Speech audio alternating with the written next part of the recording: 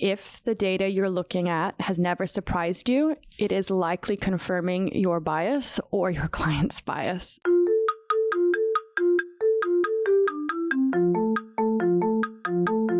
Are you a fitness-loving foodie? Then Defy Snacks is for you. Defy offers real, high-quality chocolate you love, combined with functional ingredients, giving you as much as 26 grams of protein per bag, so you can be both a little bit bad and a little bit good at the same time.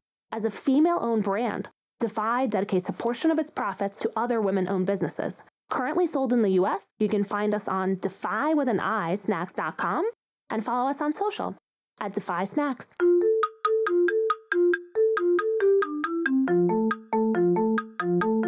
Hello and welcome to the Shiny New Object podcast. My name is Tom Ollerton. I'm the founder of Automated Creative, the creative effectiveness ad tech platform. And this is a weekly show about the future of data-driven marketing. And I am the lucky guy that gets to go all over the place and meet lots of interesting people and talk about that subject matter because I love it. I'm obsessed with it. And we've done nearly 300 shows. So I can't stop myself. And today is no different. Do you know what? I do so many of these as a Zoom. I've said I'm on a call. I just couldn't stop myself. I'm in person in Amsterdam with Christiana Courtright, who is the head of digital for the Netherlands for Edelman. Thank you for inviting me to your lovely, swanky, bougie kind of hotel vibes office. For anyone who doesn't know you and isn't familiar with your work, could you give us a bit of background on how you got to this job and what you do? Absolutely. First of all, welcome to Amsterdam. I have not always been in the advertising industry. I started 6 years ago.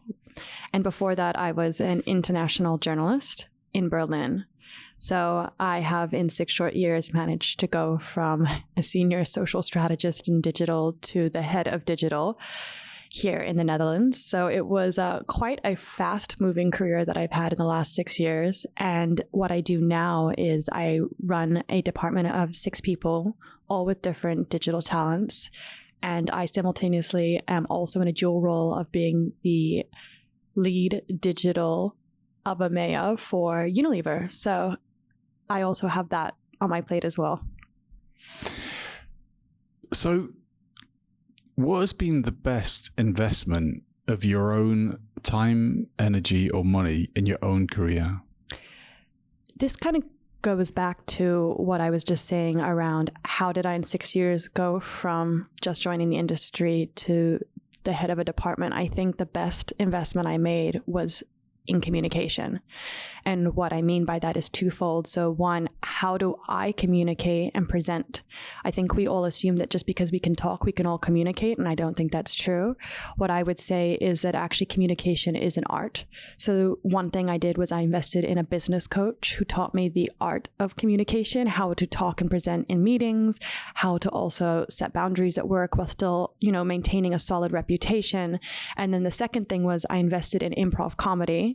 And the improv comedy was, again, to help my presentation skills and pitches. I once was doing a presentation class at my last job, and my MD pulled me aside and said, Christiana, you're never going to win pitches if you present like that. And it was a really hard moment where I said, oh, really? And he was like, yeah, your speaking skills are just not up to par.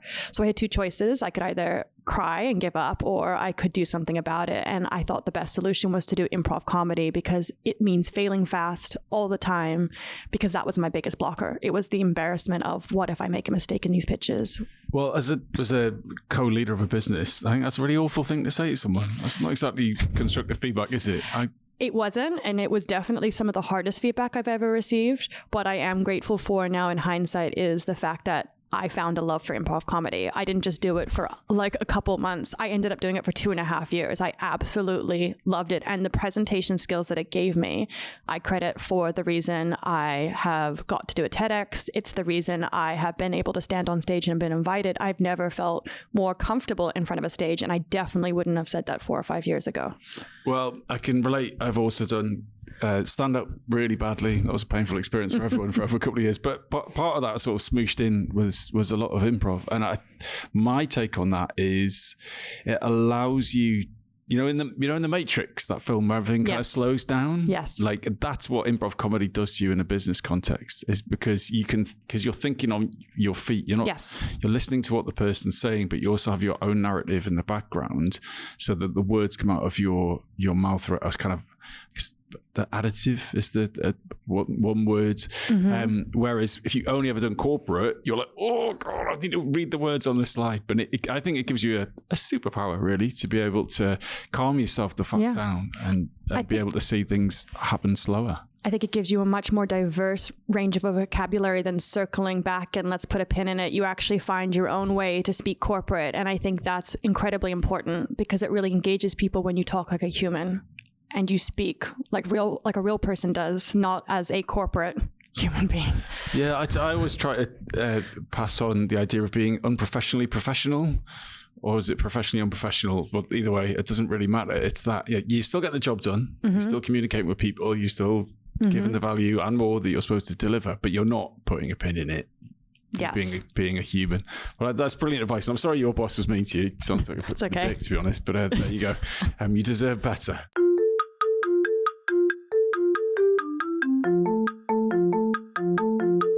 Anyway, right. So let's talk about coaching a little bit. So, so that would have been expensive, I assume. So yes, but I had a learning and development budget. So that's where I invested my learning and development funds. Does that mean? So it's you just carved it out of your own budget, or that was from work? My old office gave me, and so does Edelman. They give us a chunk of money each year, and as long as we're investing it into something that helps us professionally, it can be whatever you need it to be. I have team members who also have invested in coaches in my team and have really benefited from it.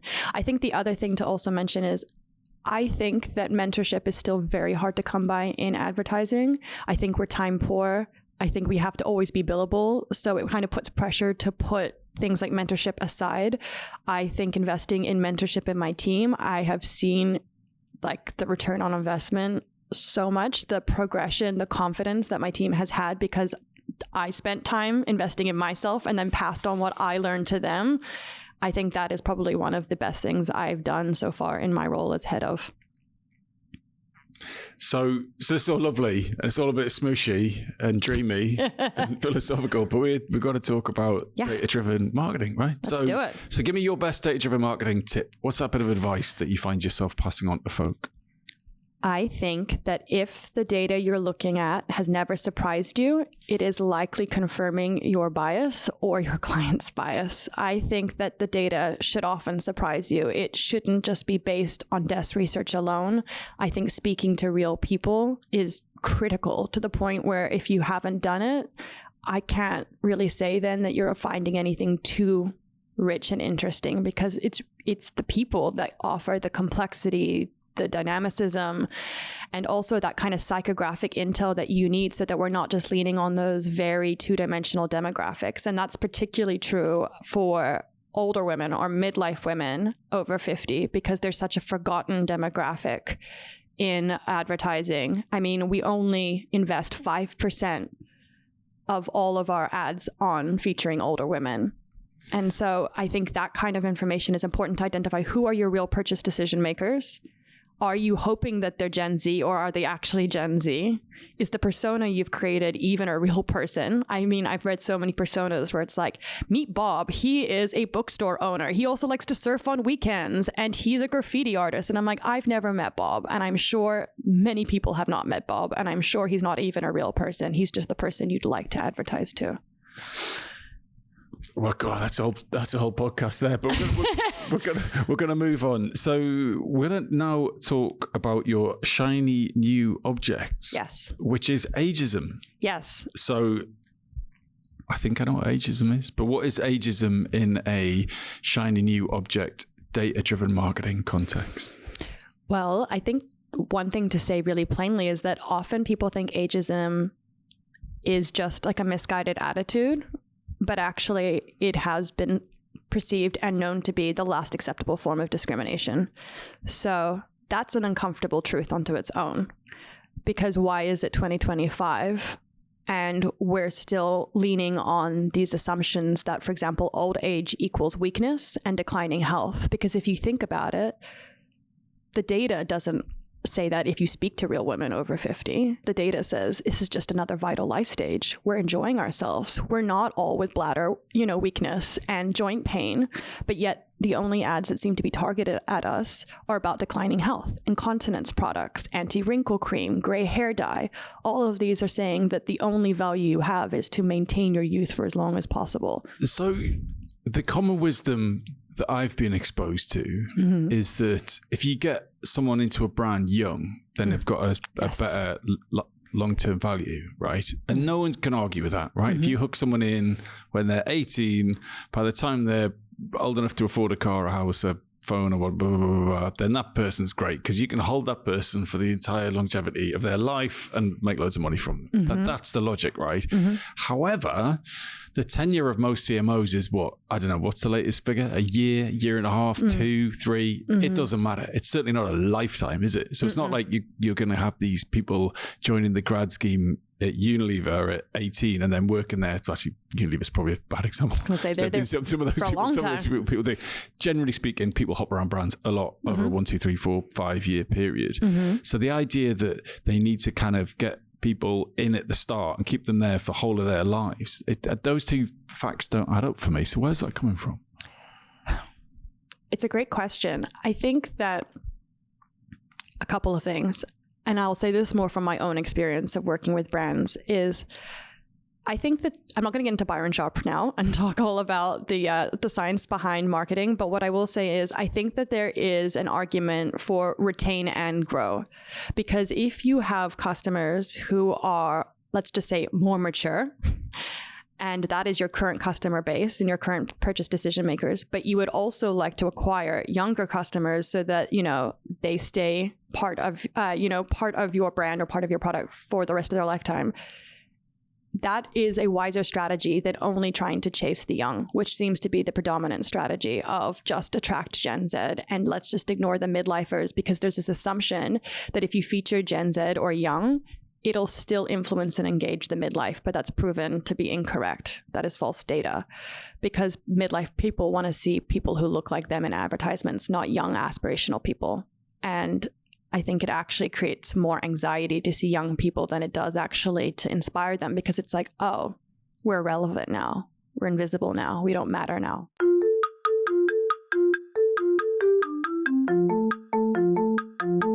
This episode of the Shiny New Object podcast is brought to you in partnership with MadFest. Whether it's live in London or streamed online to the global marketing community, you can always expect a distinctive and daring blend of fast-paced content, startup innovation pitches, and unconventional entertainment from MadFest events. You'll find me causing trouble on stage, recording live versions of this podcast, and sharing a beer with the nicest and most influential people in marketing. Check it out at www.madfestlondon.com.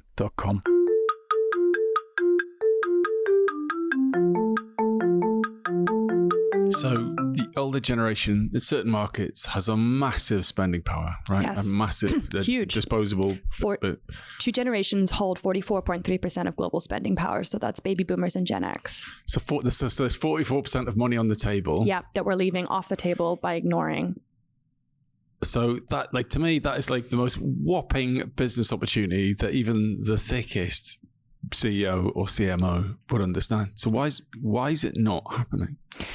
This is something that I've tried to unpack because I think it's one of the greatest questions that we have. For example, I would say Dove is one of the only companies who over a decade now has been combating age bias. They launched Real Beauty in 2004. They have seen their sales grow from 2.5 billion to over 4 billion within the decade. That is the financial proof that any CMO would need, which is this makes money to be age inclusive. And you don't have to do only midlife or only young. You can have just a broad, diverse range of ages for your product.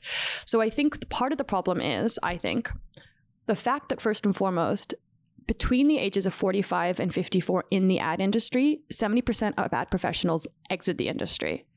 And you are 3 times more likely in that age group to be forced up by redundancy than to leave due to burnout or to go client side. So I think the first issue is the fact that we don't have midlife people in advertising. So how are we to challenge age bias if there is no one speaking up for the midlife person and being authentic to their experiences? I think it's also the reason why a lot of the advertisements we see play on very tired stereotypes that are almost offensive, like old ladies who have beige tights and woolen cardigans and are driving around in souped up mobility scooters, like this kind of comedic, because it's like nothing's funnier, right, than a midlife woman trying to be young again.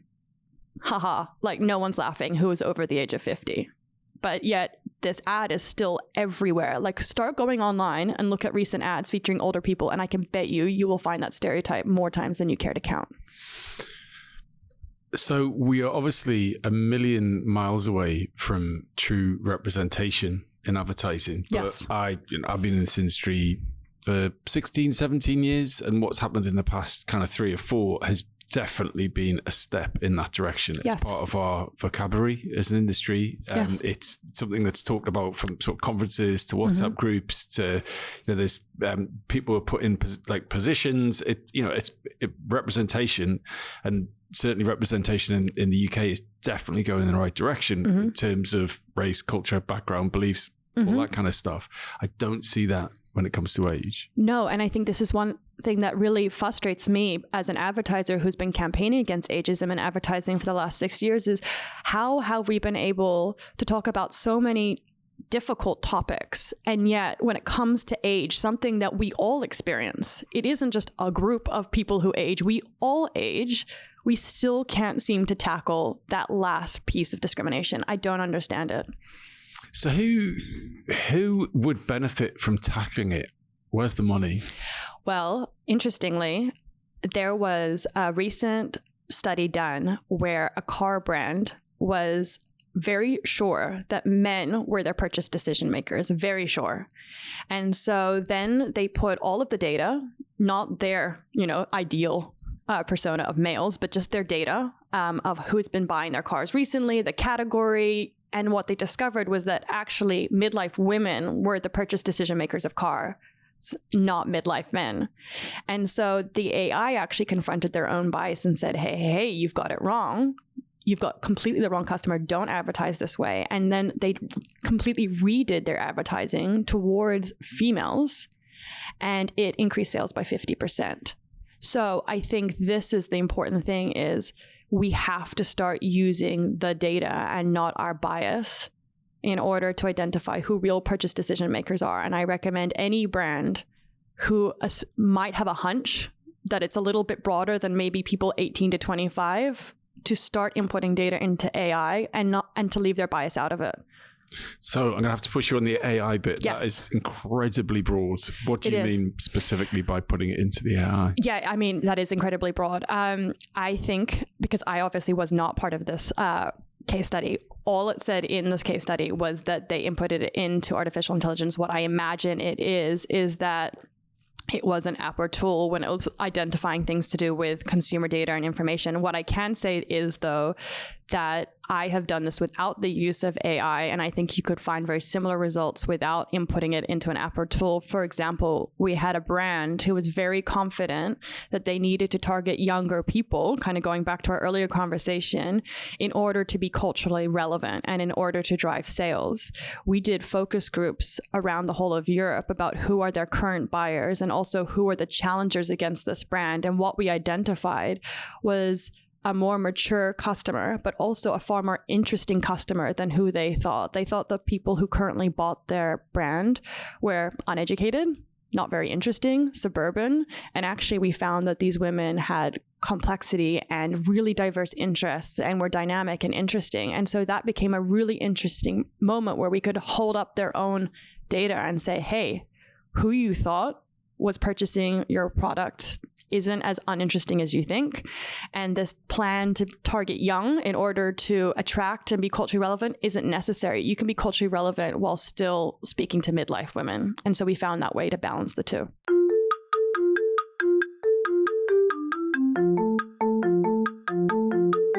I try not to talk about my own business on this podcast because this isn't a platform for that. But I think that I don't think it's that hard to really experiment with this, right? So in a world of generative AI, which still isn't there, we still know its shortcomings, but at some point you're going to be able to generate anything for anyone, anywhere, at any time, in any format, right? Mm-hmm.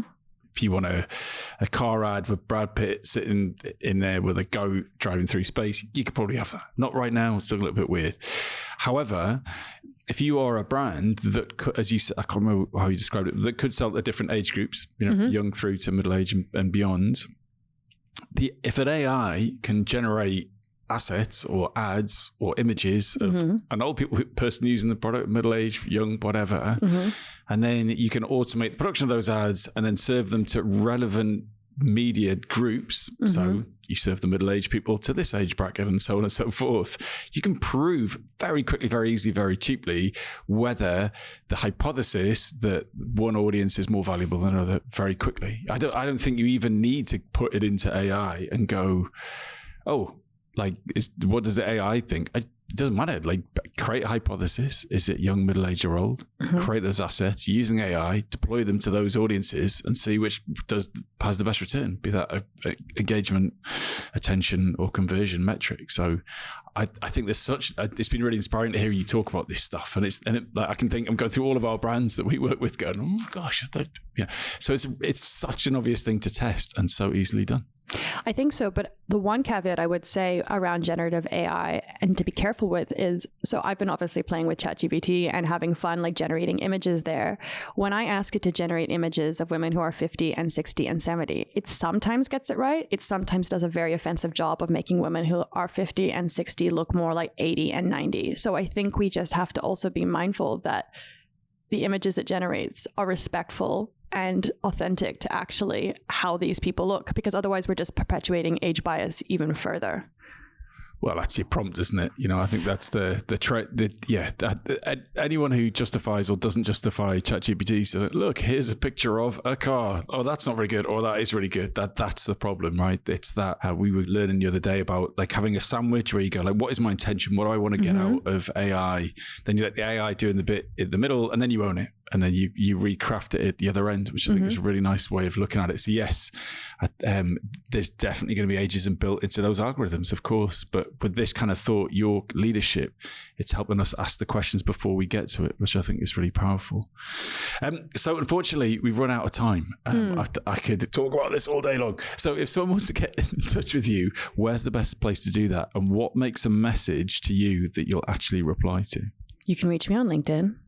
And I would be most interested if you want to talk about ageism and advertising. That's a message that will definitely pique my interest.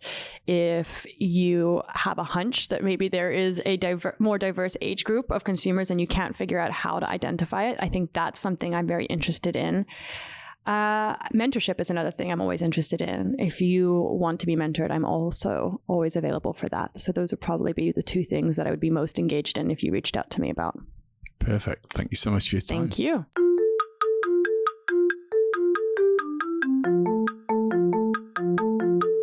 Hi. Just before you go, I'd really appreciate it if you could take the time to write a review of the Shiny New Object podcast on Apple Podcasts or iTunes, whatever it's called these days, or whichever podcast provider you use. We're an indie podcast, so it would go a long way for us if you could just share the word and give us a bit of a support on those channels. That would just be fantastic. If you haven't got time, that's also cool. And yeah, if you could tell your colleagues about the podcast, and also, if possible, don't forget to subscribe. And I'd love to hear your feedback. If you'd like to speak on the podcast or be a guest, or you think I'm asking the wrong questions, anything, I'd be super interested to hear what you think. So please email me at tom@automatedcreative.net. That's TOM at, I'm not going to bother spelling it. Anyway, you'll work it out. Thanks so much.